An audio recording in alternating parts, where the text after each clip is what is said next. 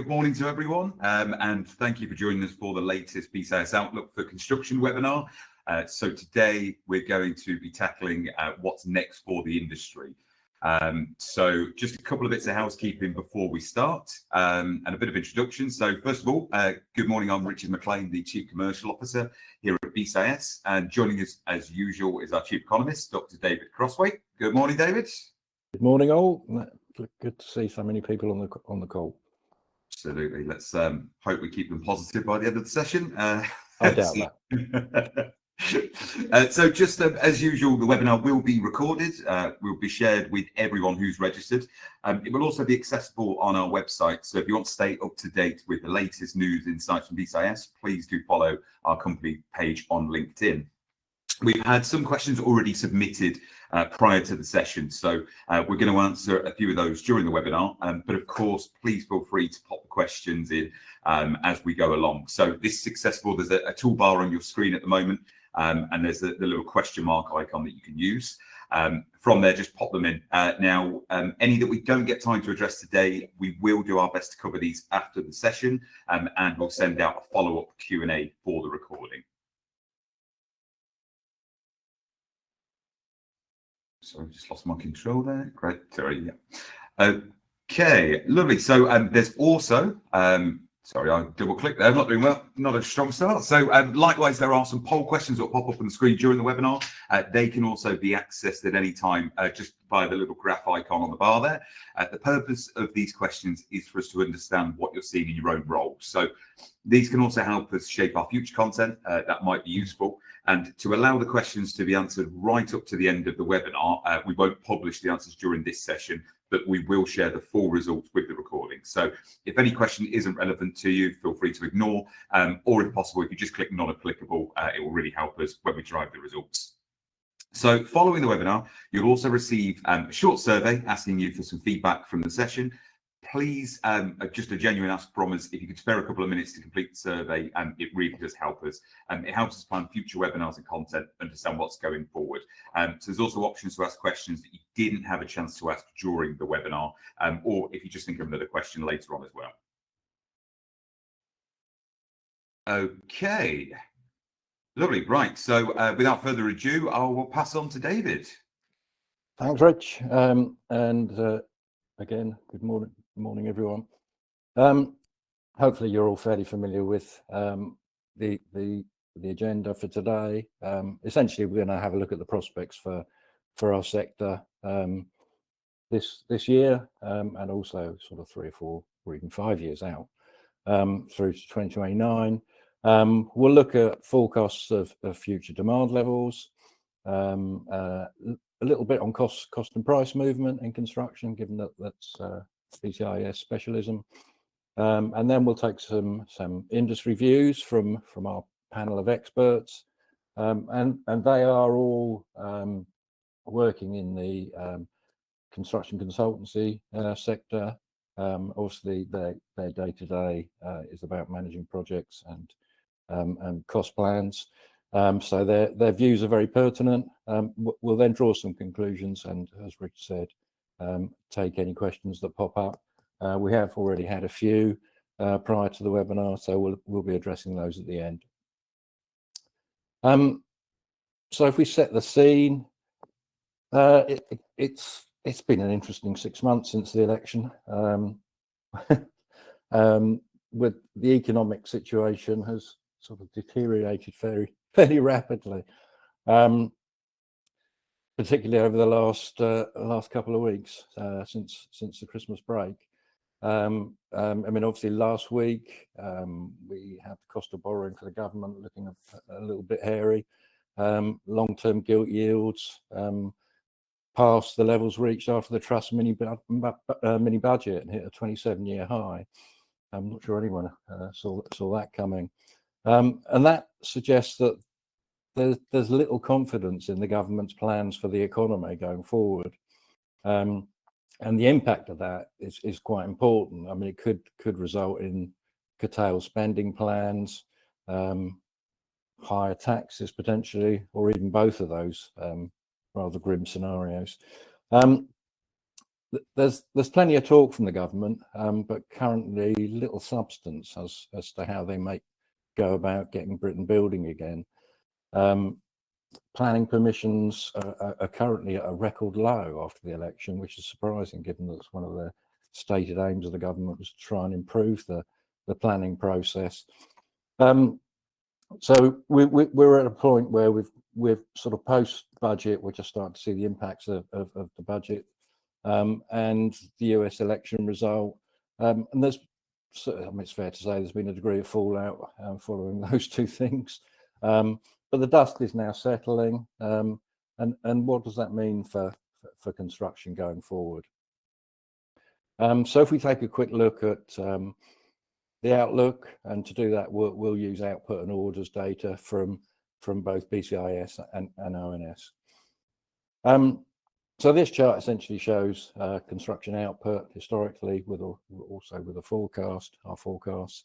And I don't know who scheduled the webinar for today, but it was fortuitous because the latest construction output data release came this morning, along with the GDP data, and construction output actually grew by 0.4% in November after having fallen by 0.3% in October.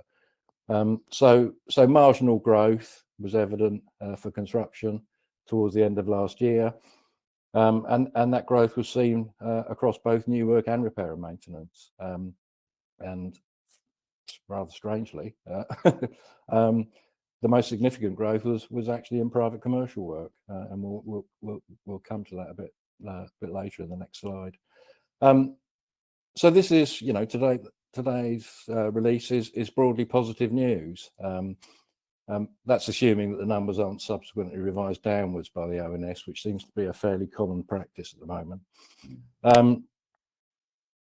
Our data in that chart is quarterly data, so it doesn't pick up the latest release today. On a quarterly basis, growth is flat or slightly declining in both the construction sector and the wider economy, which is leading to a sort of a stagnating picture, I think, for the end of last year. However, and this is one of my New Year's resolutions, to try and be a bit more positive and optimistic. BCIS is forecasting construction output growth to pick up this year, as you can see from the chart. We expect a sort of muted recovery through 2025, but then growth really does accelerate from 2026 onwards. And much of that growth, as you can see, will come from new work output, which is a switch really, because R&M, repair and maintenance work, has been the key driver over the last few years since the pandemic, but we expect that to be more subdued going forward. If we move on to the next chart, we can have a look at new work output, and we expect that to be the key driver over the next few years. And interestingly, the private housing subsector, which is the largest subsector by volume, has returned to growth after seeing really some pretty significant falls in output over the last 2 years. We're forecasting steady growth for this year before growth really accelerates from 26 onwards, and that's likely to be as a result of pent-up demand, which will feed through to house price growth even, which should encourage developers to start building again. I think they've been a bit reticent over the last few years to do that.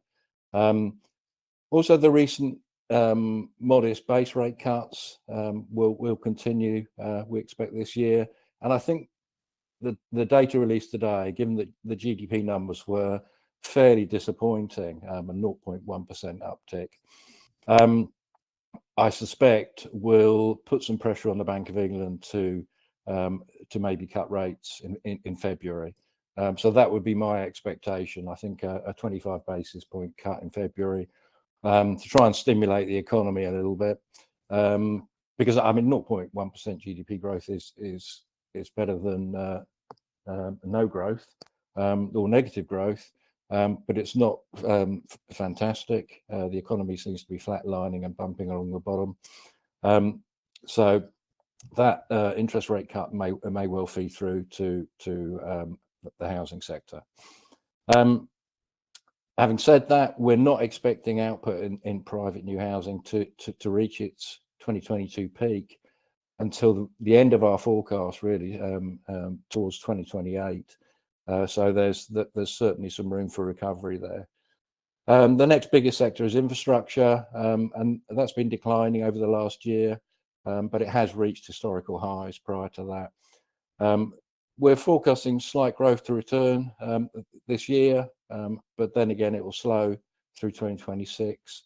And then we expect some sort of subdued growth through the rest of the forecast period. One of the reasons for this is that this sector is really dependent on the outcome of the spending review, or the second part of the spending review by the government. And we're not sure, given what's happened over the last week or so, how bullish and robust that will be. Having said that, we do expect some level of infrastructure output to be maintained at a relatively high level, assuming that the government's growth strategy is to be followed. So we've got fairly high levels of work coming up in the energy and water sectors, and obviously there's continuing work on mega projects like HS2 and a Hinkley Point C. So that will keep that sector moving fairly robustly. The state of the public finances is going to put a lot of pressure on public spending, and public spending on construction is probably going to be at risk, given the fairly sluggish economy, and we expect that to translate into limited growth in both industrial and commercial sectors, as they're both reliant on investment, and the cost of financing is still relatively high. Now, I touched on commercial output in the previous slide, which is drove some of the growth in November's numbers. But having said that, its performance is relatively disappointing, and it's never recovered from the falls that were witnessed after the financial crisis, when it was the largest subsector by volume. And we're expecting output to remain relatively flat, with only really marginal growth over the next 5 years. In terms of overall growth for new work, we're expecting about a 21% uptick over the next 5 years. If we move on to the next slide, which is the other. David, just to interrupt for 1 second, we've had a few people saying they can't see the slides. This occasionally does happen with the platform, so if you try to leave the session and rejoin, usually it fixes it. If not, just to confirm, we will be sending all the slides out to everyone, along with the recording as well. Apologies, is that my fault or someone else's? Oh, I wouldn't like to blame, but I've got my suspicions. Okay, so hopefully you saw the new work slide. Now we move on to the repair and maintenance output forecast. And as I touched on, the growth in overall construction output has really come from repair and maintenance work over the last few years, as you can see in this slide. However, we think repair and maintenance output has really turned a corner over the last quarter and started to decline. And this is really a result of cost of living pressures and public finance pressures, which are likely to persist given what's happened in the gilt market over the last week. Public housing repair and maintenance, obviously affected by public spending levels, and we're expecting that to be fairly subdued. The largest, much larger subsectors, which are private housing repair and maintenance and non-housing repair and maintenance, they are expected to grow slightly, but having shown significant declines in output through last year. But we are expecting some growth in those two sectors. But overall, we're not expecting R&M output to grow more than 10% over the next 5 years. So half the rate that new works forecast to grow over the same period. Next slide, which is looking at new orders to try and give us a sort of view of what the future pipeline might look like. This is slightly concerning. The latest new orders data shows a decline across most sectors, with the most significant falls in housing. The total new orders in construction fell by 22% in the third quarter of last year, which is the latest data available. And that's close to £10 billion compared with the second quarter. So down by £10 billion. It's a fairly significant decline in orders. And the orders data really is a sort of reality check to the relatively positive output data. Private new housing led the fall in orders, and they declined by almost a third on the previous quarter. And as a result, the future pipeline is looking slightly less robust than it did last time we looked at this. And given the declines in housing orders, the sort of government's new home building target looks even more challenging than it did previously. If we move on to the next slide, please, Rich, then we've got a sort of summary of the growth predictions by sector, and this is a sort of short-term outlook over the next year. And the outlook is reasonably positive, I think. In fact, there's no red on this graphic, which is the first time for a while, probably about a year, I think. But having said that, the state of the public finances, combined with the relatively unfavourable investment climate at the moment, continues to impact some of the subsectors quite negatively. There are some bright spots, having said that, and we're expecting growth in new housing, infrastructure and housing repair and maintenance over the next year. But growth in the other subsectors is likely to be largely flat through the remainder of this year. Okay, if we move on to the next slide. So that's our sort of quick run through demand levels, so the output and our forecast for output going forward. If now we move on to cost and prices, and we'll take a quick look through the inflationary drivers using BCIS cost and price data. So first off, if we look at the growth in the BCIS General Building Cost Index and Tender Price Index, so we can see annual growth in tender prices increased by 0.8% in the last quarter of last year, and that resulted in annual growth of 2.3%. We're predicting annual growth in tender prices to be approaching 4% by the end of this year, and that's really largely as a result of increased market activity, and we're therefore expecting prices to rise faster than costs over the period, and tender prices generally are forecast to rise by 19% over the 5 years to the end of 2029. Building costs, as measured by the BCIS General Building Cost Index, increased by 1.3% in the final quarter of last year, and that resulted in annual growth of 2.9%. And similar to the last quarter, inflation in the GBCI continues to be driven by increases to labour costs rather than materials cost increases. Although, having said that, the labour cost impacts are beginning to soften. Overall, costs are predicted to rise by 17% over the forecast period, with labour costs remaining the main driver until next year. So slightly cost rising slightly less than prices over the forecast period. If we move on to the next slide, we can then have a look at input costs, which are essentially materials and labour. And we've got some muted growth in materials cost inflation, and that continued into the latter half of last year.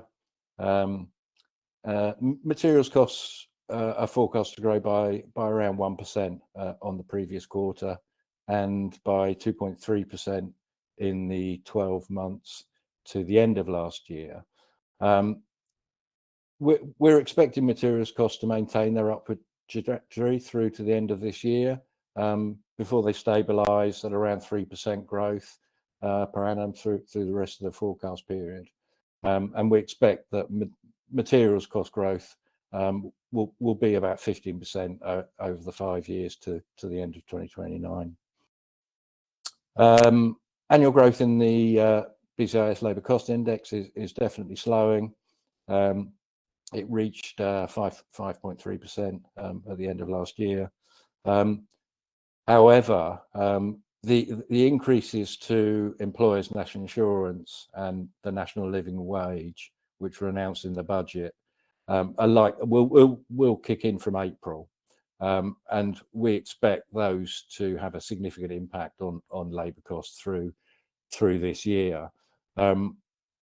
We're predicting the BCIS Labour Cost Index will it actually increase by 2.5% in April in comparison to March. So there'll be a big uptick as we go from March to April as a result of the budget increase to employers' national insurance.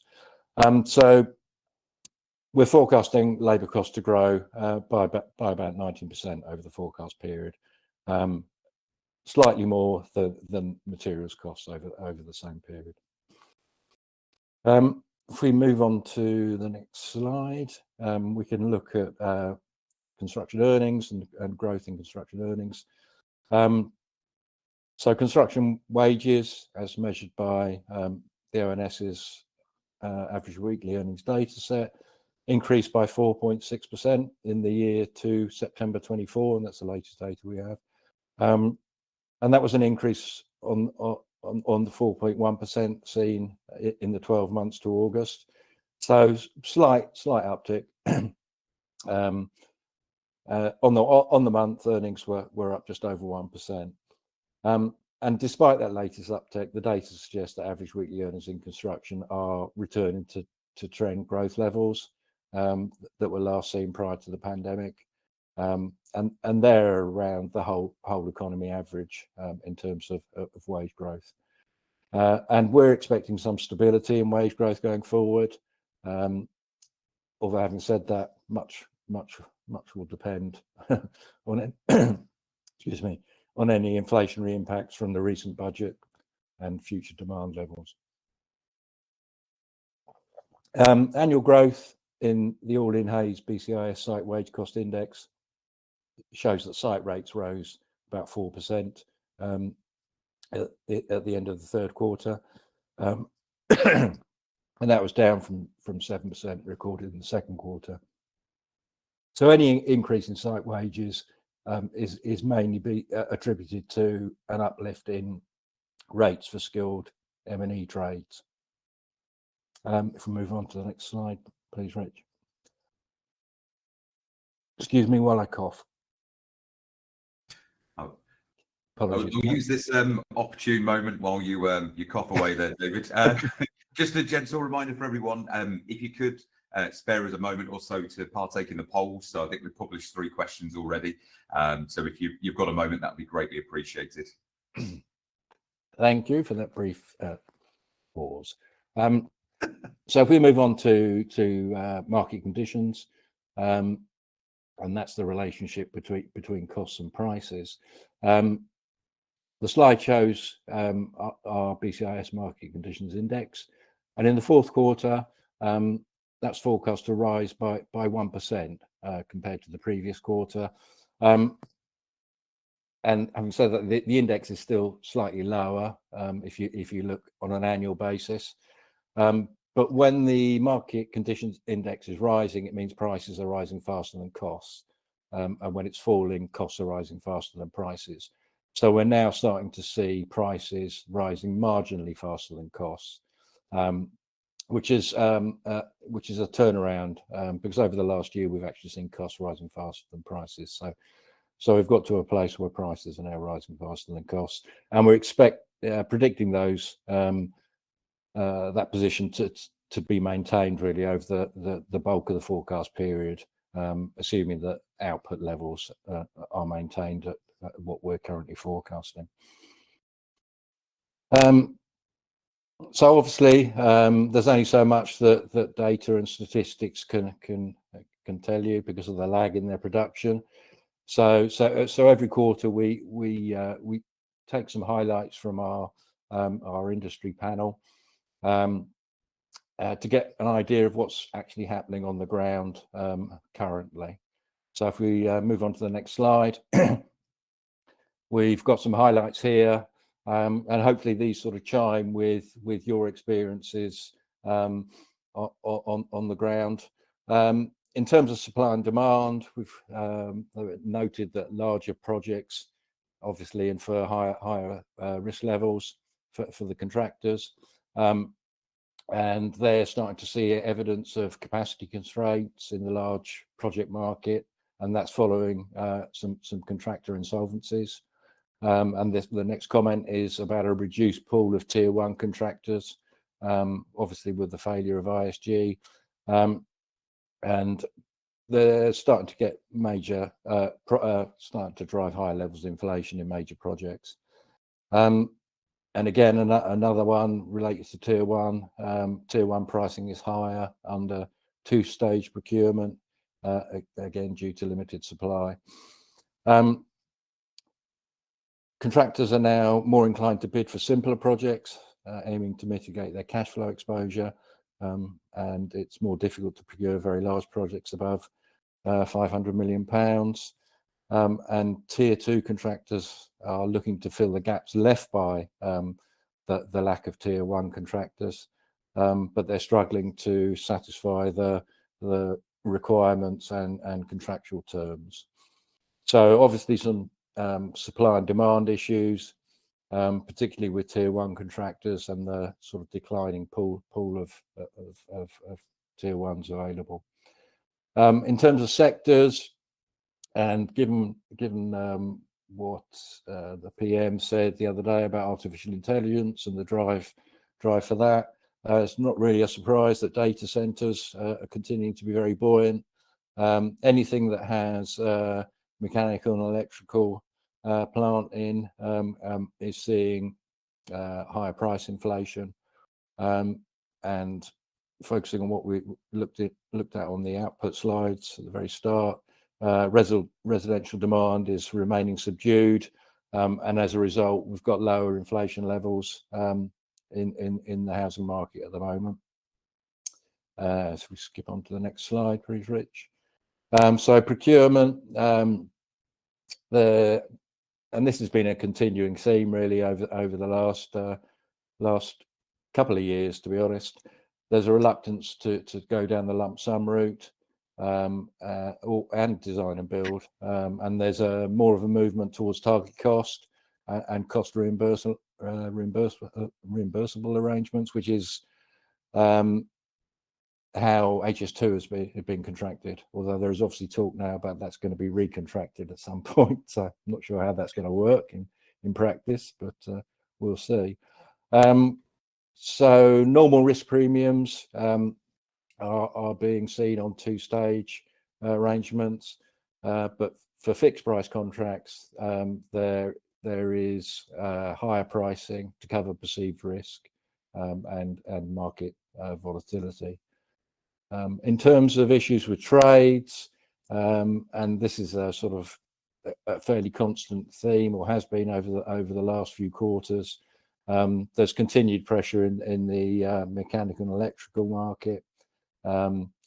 Lead-in times have stabilized, but there's fairly high increases in component prices. A lot of those have to be imported, some quite often from the Far East, so there are time implications, but also price implications too.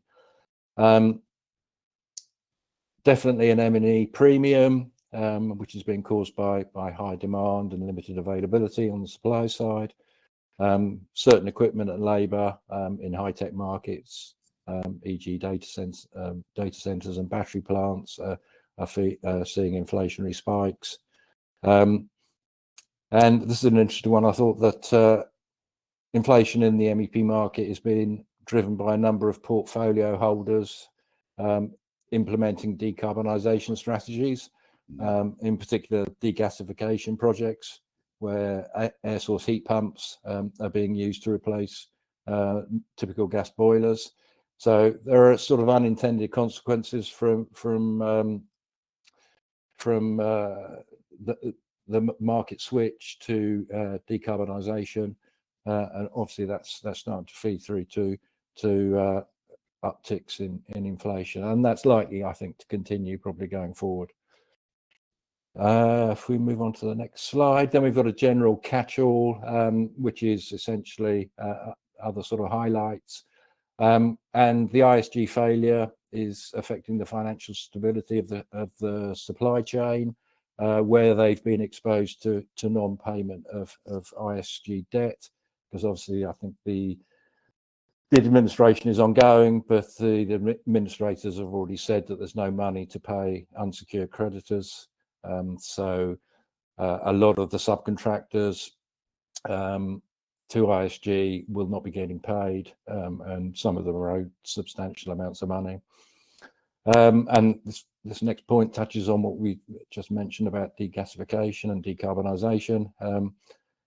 The drive to net zero and lack of suitably skilled green collar workers means that those activities are attracting premium prices, and there's starting to be inflationary pressures building in those activities. And this one refers to the national insurance increases, and they're already starting to see claims for additional costs based on the increase to the national insurance contributions, and that's particularly under JCT contract conditions. So interesting, even though the change isn't actually coming in until April. Obviously, contractors are still basically trying to recover expected increased costs earlier than April. Delays in approval of Gateway 2 building regulations for high-risk buildings is causing hold-ups. I think this is particularly true in London. So that's causing hold-ups to projects, and there's sort of concern that similar issues will happen with Gateway 3 sign-off. And this is largely a result of waiting for councils and planning authorities to review the gateways, and there's a backlog of requests for them to do that. So that really needs to be tackled by the government, I think, fairly quickly. Overall, generally seeing a slightly reduced pipeline, which is mostly associated with short-term viability issues. And I think this is a takeaway from what we've seen so far through the slide deck, but there's more opportunity, I think, is expecting in the medium to longer term. So a broadly positive outlook going forward. So if we quickly move on to the summary, and we can look at what we've seen in terms of output and orders, costs and prices, and the comments from our panel. So broadly speaking, output's predicted to grow this year, but on the flip side, orders are declining, and that could negatively impact the future pipeline. But we're still fairly positive that the output will grow. Building costs are stable, tender prices rising, and as demand pressures build, and the impacts of the national insurance increase start to be felt. Materials costs increasing slightly. Labour cost increases are definitely slowing, but we expect them to pick up as the impact of the national insurance uplift feeds through. There's significant ongoing pressure in the mechanical and electrical market as capacity constraints continue to drive price increases there. In conclusion, what next? I think the data is telling us that the worst may be behind us. Well, we hope. given what happened last week. That was reassuring. I mean, obviously, I sort of always say this, but the future is going to depend a lot on the outcome of the spending review. And initially, the second round of the spending review was supposed to happen in spring. I know spring's a bit of a fairly loose term, but generally, you know, I would have thought March to April. But the latest sort of statements from government is that might be pushed back to June. But I think, given what happened last week, I think there's now some keenness for the spending review to be accelerated. So hopefully that will happen sooner rather than later. But that's really crucial for our sector, I think, to get some concrete views on what spending plans look like going forward. Essentially, ultimately, it is early days for the new government, only been in power for 6 months. But there are some serious challenges remaining for them to tackle. Okay. So, as Richard touched on at the start, I'm not sure if we've had any more questions come in, Rich, but... Oh, we don't worry, we've got a few lined up. So God, we'll go through the prepared, and then I'll start. Okay. So the first one is really asking, has the investment climate improved since Labour took power? I mean, this is my personal view. To me, it looks like it's weakened. We've certainly had plenty of promises on how the government intend to grow the economy, but we're getting to a point now where we just need to see some specific detail. And for construction, that really means a commitment to the future pipeline of projects, public projects. And as I sort of mentioned in the conclusion, that needs to happen as soon as possible, in my eyes. And I think, given recent events, part 2 of that spending review may well be brought forward, and that, I'm hoping, will provide a bit of clarity about future investment plans. The other side of this is that investment levels are influenced by the cost of borrowing, clearly, and until that starts to fall, I expect investment will remain fairly subdued. So we've got a sort of spike in government borrowing costs, which happened last week, and that's likely to reduce the scope for public sector investment. But on the flip side, we've got an economy that's stagnating, which may well convince the Bank of England to reduce interest rates. So there's a bit of a playoff at the moment between those two things, and it's going to be interesting over the next month or so to see which one wins out. But clearly, borrowing costs are a major influence on investment levels, and without that confirmation of public sector investment that we could see in the public sector pipeline, without that commitment by the government, I think private sector investment will probably lag behind. So for me, I think the government's policies currently seem to be concentrating on stability of the economy at the expense of growth. And I know I mentioned this last year, and I think it was about a similar time at the start of the year. But there are already stagflation mutterings amongst economists.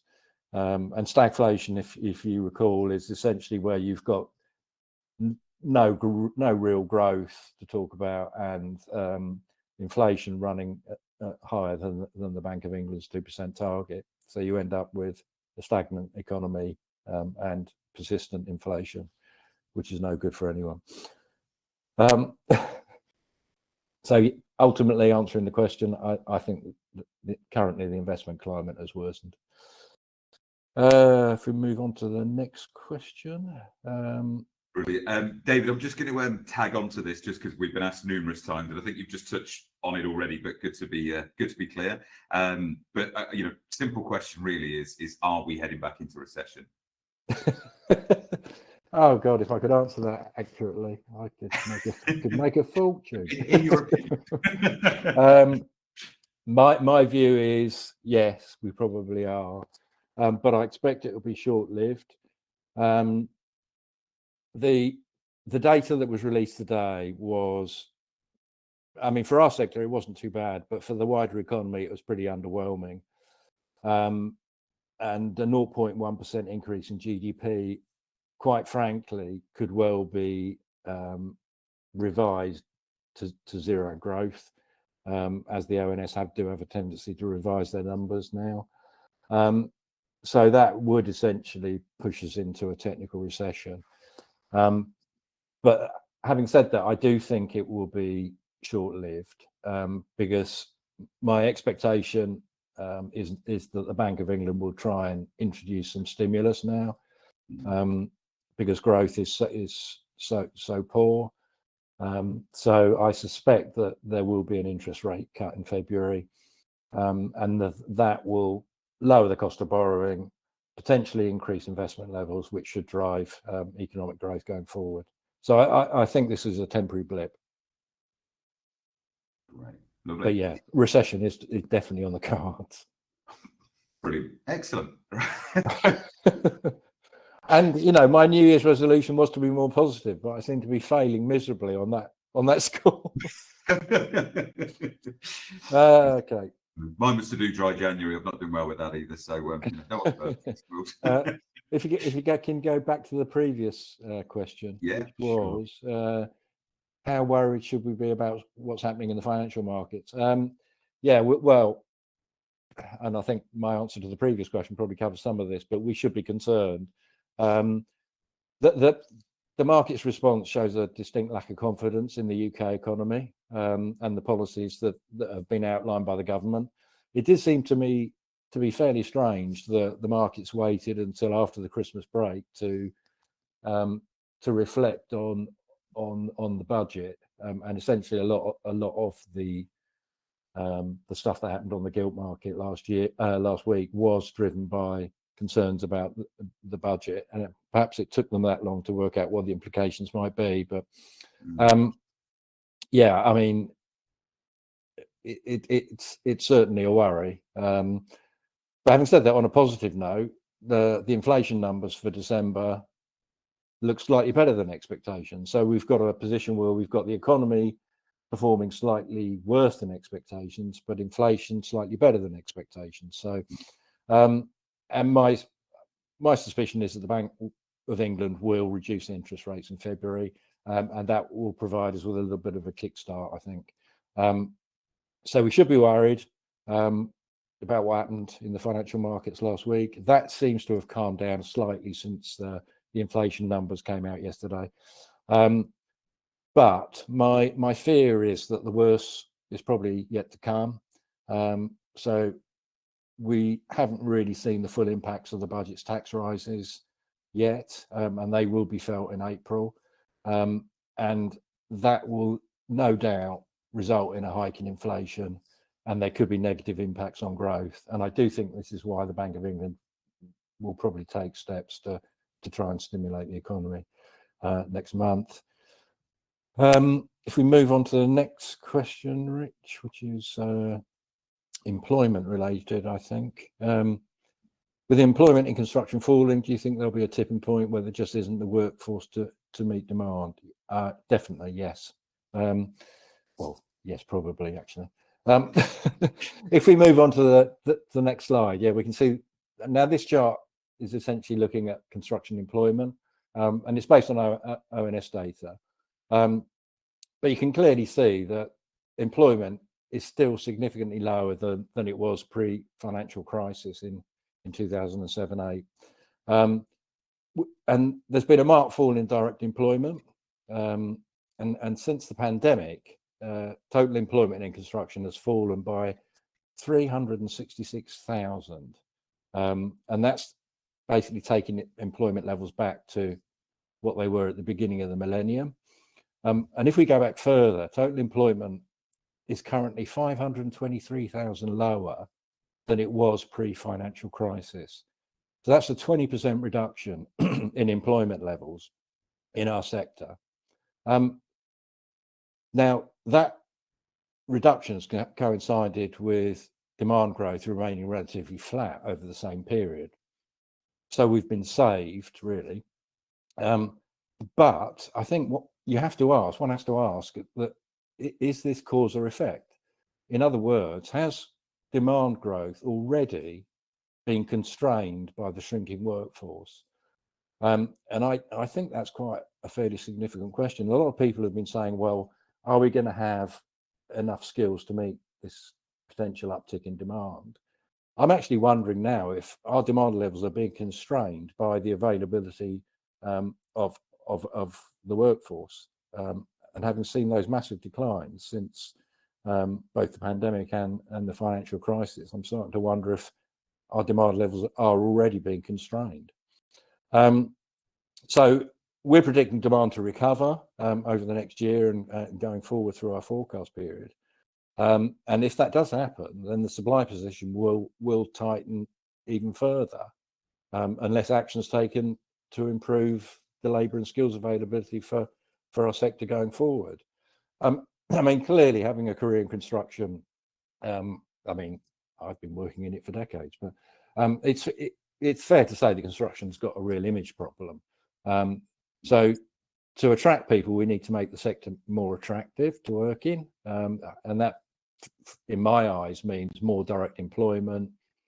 So going against what's happening in that chart there. And once you've got direct employment, then you have defined career paths, and you end up with less reliance on self-employment, and that would certainly help in the long run.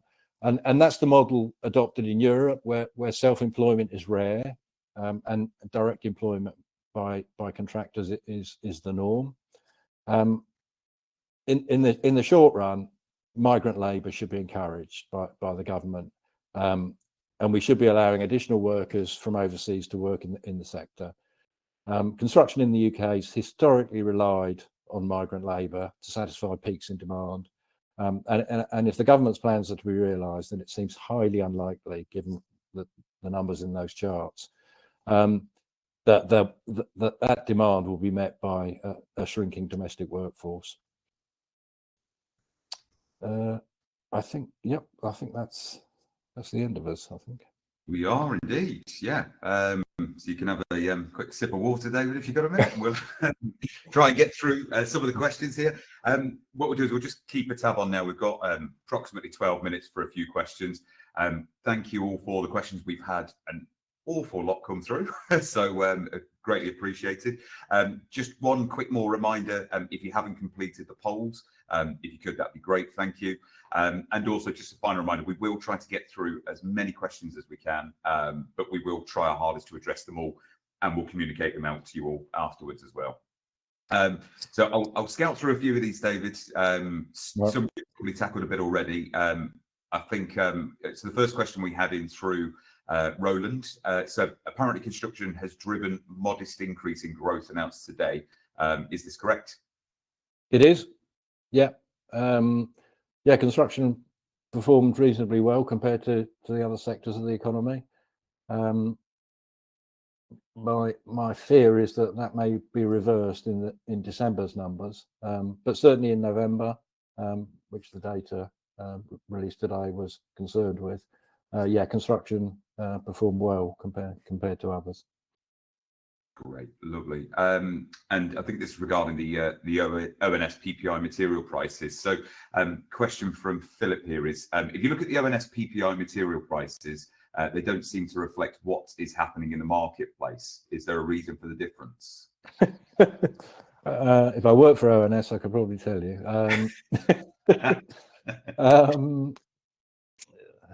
I don't know. I mean, it's difficult to generalize. I mean, I guess the question back would be what PPIs is he referring to, or is it just a general comment about the PPIs? I mean, the issue with PPIs is they're factory gate prices, so yeah, obviously they're not construction gate prices. So there'll be markups applied by the distributors and the builders, merchants, etc. And they may be running differently to the factory gate prices. So, but yeah, I can pass that question on to the ONS. Brilliant. Okay, great. So then question from, I think it's Philip again. So thank you for all your questions, Philip. Why are labour costs increasing by 2.5% as a result of the change of employers' NI when the actual increase is 1.2%? That is just a monthly increase. That's how much we expect labour costs to jump between March and April. It's not just the increase in national insurance, employers' national insurance that we're factoring into that. It's also an increase in the national living wage. So those two things combined will account for the figure being higher than the 1.1% uptick in national insurance. And the other likelihood is that when these, particularly the national living wage, once that comes into effect, there's probably going to be a knock-on effect with other grades to maintain parity. So wage agreements are likely to see increases above the national minimum wage threshold to maintain the distance, the parity between grades. Hopefully that makes sense. So there's likely to be a push effect as a result of the minimum wage increase. So we expect that to push through subsequent grades. So that will account for the higher number. Brilliant, thank you. Yeah, final one for Philip, actually. Thanks for all the questions. Is Philip the only one on the call? Might ask you to join the panel next time, Philip. Where you have a project with significant levels of heat pumps and PVs, we might need to take this one offline, David. I'm not sure, just to have a look. But would you consider using a different index rather than the TPI to measure inflation? Yeah, probably do take that offline. But yeah, I think, I mean, yeah, the TPI is useful as a general index. If you've got specifics like that, then my recommendation always is probably to have a project bespoke index that can take into account inputs that probably wouldn't be necessarily picked up in the all-in TPI. And as we get more and more specialised, particularly in the decarbonisation space, then there's going to be more call for these sort of things. And obviously our own BECD work would feed into that. So brilliant, thank you. Okay, lovely. So a question from Gary. Do you think the introduction of USA tariffs and potential reciprocal tariffs are likely to have any real impact on prices? Yeah, they'll be inflationary without question. I think that's one of the issues that we're waiting to sort of have clarified once Trump takes office. I mean, there have been mutterings, obviously, during the campaign that America was going to come first. And looking back at what he did previously, I suspect there will be some tariffs. Having said that, I think the bulk of them will probably be on China and the Far East. But I do suspect that there'll be some inflationary impact for us too. Right. Actually, just on a similar vein from Chris as well. So surprised not to hear a mention of US politics. Surely this will have a great impact on our economy. I did mention it in the setting the scene slide, did I not? My memory's not what it once was. Obviously, it's an age thing. But yeah, I mean, what we tend to work on is what we know about, and then try to cover the unknowns. And obviously, Trump's election victory was a surprise, and there are definitely some unknowns in terms of tariffs. But ultimately, if you look back at what happened last time he was in office, it wasn't particularly unsettling. So I think we just have to wait and see. But yeah, that I suspect there'll be inflationary uplifts from that in terms of trade tariffs. Okay.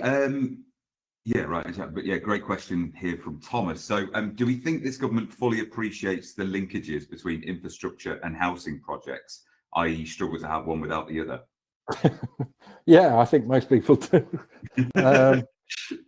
Yeah, I mean I've been a big blocker. I think certainly over the last sort of 5 years is the lack of infrastructure on development sites, and there are regularly see complaints in the building press about housing developments haven't been completed and the roads aren't finished, the sewers haven't been connected. So absolutely, yeah, I do think that's an issue. But yeah, this government have created a rod for their own back. So I think they'll be struggling to deliver the housing element, let alone the infrastructure element of this. Yeah, and as always, just confirm, folks, this is David's opinion, and it's not necessarily the opinion. Absolutely, yeah. Sorry, I forgot to do that. Yeah, you've been quite good this one. We were okay so far. So, great. Okay, a bit of a long one, but really good question. So, there constantly seems to be an obsession with growth in our economic models. Do you believe we should start mentioning efficiencies more? And do you feel we're maybe reaching a plateau of growth and huge national debt? So not just in our own economy, but other major economies due to the limited resources available for continual growth. So appreciating the impacts of things like war, climate change, etc. Can't help but feel the government should mention creating efficiencies more within the economy. Yeah, I mean, growth is the main metric about how well an economy is performing. And perhaps there are other metrics to look at, but obviously economic growth is a key factor of the health of the economy, the health of the country. The potential burden in terms of taxation should be less when you've got an economy growing, because there are more tax receipts, so taxes don't have to go up as much. I mean, I always use the scenario that happened in Japan in the 1990s when they had a lost decade, and essentially they had relatively high inflation and no growth. So that was the sort of the archetypical stagflation problem, and you end up with low employment levels, quite high unemployment. Real wages don't grow, and it becomes a self-fulfilling prophecy. So you end up with a really poor economic outlook. So I do think economic growth is important as a metric, but there are others. I mean, obviously, there's productivity, notoriously difficult to measure, and I think what we're currently experiencing is something similar to Japan, and it will be the thing that advanced industrialized countries go through at certain stages of development. I mean, this is one of the reasons why we're looking for new innovation. So, like the artificial intelligence initiatives that the Prime Minister talked about, we need that sort of thing to grow our economy. And that's why being one of the first movers in that space is good, because you become a maker rather than a taker. But absolutely, yeah, economies reach certain stages of development, and their economic growth does slow down. Because if you look at levels in newly industrializing countries, you can see that their growth levels are significantly higher. Yeah. But yeah, it's an ongoing problem, and it's innovation or wars that normally stimulate economies, and the military-industrial complex is probably very happy about what's happening throughout the world, And obviously wars are hideous things, but they do tend to feed through to economic growth and also innovation, which tends to stimulate growth in the long run. That's all my personal opinion. Great. Okay, well, we've just hit 12 o'clock. We've still got questions coming through. Also, Thomas, thank you for your points there, David. Obviously, as I said, we will try to answer all of the questions being asked, and we'll circulate this out after the webinar. Again, just to reiterate, when we send it out, there is an additional opportunity when you complete the survey to ask any other questions. Yeah, please feel free to contact us. Please feel free to ask any questions, and we'll try our hardest. But yeah, so thanks, David, for cheering you all up. Yeah, thanks very much. It was a great way to start the year. And thank you all for joining, and we'll see you next time. Thanks, guys. Bye. Cheers.